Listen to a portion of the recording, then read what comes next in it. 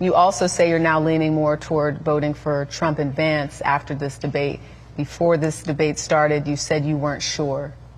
Yeah, I really liked that Vance said that he was pro-family and not necessarily pro-life or pro-choice. It was pro-family, which I really appreciated, and I think you have to take a lot of considerations into account when talking about abortion, and there's a lot to consider, a lot of medical factors, no matter at what stage of your pregnancy. So it's a hard one to decide for me on that one, because I don't think that there was still a clear answer on what his opinion was or what their opinion will be. Yes, after a clear observations of what happened during the debate, I have seen CNN, Politico, the Washington Post coming out to say Vance won, though CNN was struggling to say there was no clear winner. When you take a look at this article from Politico, it was a very Midwestern debate and Vance won. The View seem not to be happy with this. I have seen videos surfacing pertaining to people debating on who won. At the end of this video, you are going to find out something spectacular. It is insane to actually see these women talk. Before we even go into that, let's take a look at this clip. What kind of solidified that opinion? Well, I'm going to be voting for Kamala Harris. You know, one of the stark sort of aspects of that debate that really stuck with me was when they were talking about January 6th and how Mike Pence certified the election, and they were wondering if JD Vance would certify the election should Trump lose. And, you know, JD Vance didn't really give us a definitive answer, and I'm disappointed in that fact. And I don't think that I can trust someone, you know, with my vote if they're not going to respect it. Yes, I understand that some people are not really up there. I don't know if they're actually observing what is going on. This guy who talked about January 6th, I understand he watched only CNN and MSNBC reason he can be talking like this. Something recently happened even. Jack Smith actually instructed, or what happened, they released everything. Just after the debate, someone said this is interference. Now going back into this clip, when you look at mainstream media posts, if they can still tell you that JD Vance won, after we all know what they usually do when it concerns Republicans. Shockingly civil debate, if that's a thing. Both vice presidential candidates mostly sticking to differences in policy as they squared off over the issues. In a post-debate focus group, an overwhelming majority said they thought that Vance won last night. Here's why. He was very battle-tested, very ready, and you can just see that he went to Yale, and he's very intelligent, and he reassured a lot of people, I think. Somebody else. It was a strong control of the facts. He ran the show.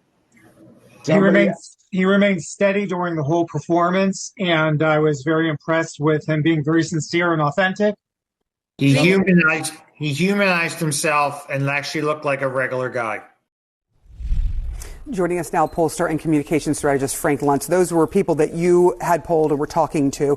And I found the last comment really interesting because he humanized himself, indicating how badly he has looked in front of some people with some of the comments he's made. What did you make of how Vance did? And then we will get to Walz. Well, I actually want to start, and I apologize to your listeners for this voice, but this is what happens when you do a focus group that doesn't end until an hour after the debate. Our participants had a lot to say. Number one, they loved both candidates.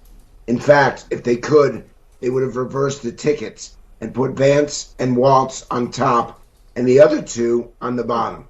Number two is it gave them faith in democracy, the idea that people could sit down, disagree, and do so civilly. But in terms of Vance, they were shocked that the Vance that they've seen up to this point was not the JD Vance of last night. Measured, thoughtful, emotional, willing to agree with his opponent, not divisive. The language that they used to describe him tells me that he has been misused on the campaign so far, that he would be far better communicating Donald Trump's agenda and vision and purpose than the attack dog kind of strategy that they've been using up to now. I have to tell you, only twice in my career have I had such an overwhelming movement towards one candidate. That's how significant yesterday was. Not that they were critical about Governor Walz, but they were so shocked at how emotive Senator Vance was. Raise your hand if you feel like Senator JD Vance won this debate. And then 2 people feel like Governor Walz won the debate. So you said that you felt like JD Vance articulated his arguments the best. Bill, talk to us a little bit about that. Yeah, he was a very smooth talker. Yes, he was. Eric, what about you? I know you said you felt Yeah, like I also agree that JD Vance, I think, was a smooth talker. The thing that I appreciated about Governor Walz is that I felt like he did answer more of the questions, like with data points and like with evidence. So I appreciated that perspective. All of you here, when we were talking offline, said that immigration is still a big topic for you. And you all also seem to agree, based on the conversations that you heard when you heard Senator Vance talking about it, as well as Governor Walz. Start with you, Max, about what stood out with the policies that were proposed and why you feel so strongly about it. Yeah, on immigration, I feel that, as the United States of America, there are people that want to come here for a better life, and there's a legal and proper way to do that, and that needs to be followed. You should expect that if you try to enter a country, with illegally, to be turned away. It is a mess that we have found ourselves in over the last 4 years with the extremely heightened immigration and families coming here, children being born here, and then what are we going to do? We've got now children United States citizens and parents that are not. It's a very difficult topic. With it brings the criminal element here as well, and people coming from other areas that they're from a different culture, and things that were okay necessarily where they came from are not okay here, and it creates a serious problem for our criminal justice system. Before the debate started, 2 of the voters said that they were going to vote for Trump. 2 said they would vote for Harris. 2 said they were undecided. But by the end of it, those 2 undecided said they would vote for Trump. Yeah. Yes, I believe you have watched to this extent. When you look at what that poster said, nothing bad about JD Vance. He has never seen this before, this kind of performances. We're now looking at how people are reacting to this. They will never accept that JD Vance is top-notch. The impression they had about him throughout the campaign is different from what they observe. This kind of debate where you agree with your opponent, then use it to challenge him, it is something that a lot of people have not seen in a while. He put up a poll. Just 2 people went for Tim Walz. Everybody voted for him. So you see the difference.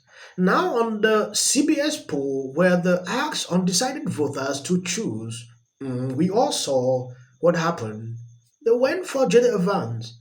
He articulated his word. Then there was another video I watched on CNN where they said, someone that can be good in debate like this, people should be scared of him. Instead. So you now see the reverse. When Kamala was there, they said, oh, Kamala is a good debater. We all know they appreciated her to a certain level, which I never understood. Now, because of JD Vance's performance, these people will say, oh, people should be scared of him because he's a good debater. The vice presidential nominees met on stage right here in New York. Did he lose the 2020 election? Tim, I'm focused on the future. Did Kamala Harris censor Americans from speaking their mind in the wake of the 2020 COVID situation? That is a damning non-answer. Yeah. What? Well, that was the craziest part, because no answer is an answer, right? And I think Walz was the clear winner. I'm surprised that some polls are saying something different. He was in command of the facts. He was in command of policies. He was civil. He was kind. He was willing to admit he made a mistake. On the other hand, JD Vance refused to admit that Trump lost the 2020 election. He is an election denier. That, in my view, makes him not only unfit, but disqualifies him from the very office for which he is running for.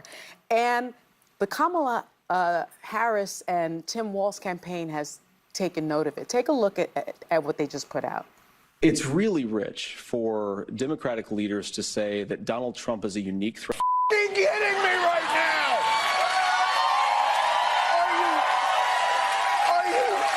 Are you kidding me right now? He is a truth teller. Thank you guys for watching, and if you love what I'm doing here, please share the videos and subscribe if this is your first time coming, and check if your notification is on. To you. When she comes out. But I don't think most Americans would. Trump. I don't care if they write that. You really want Trump to lose this election, right? No, you don't. Vote for something else that's very important. People very divided.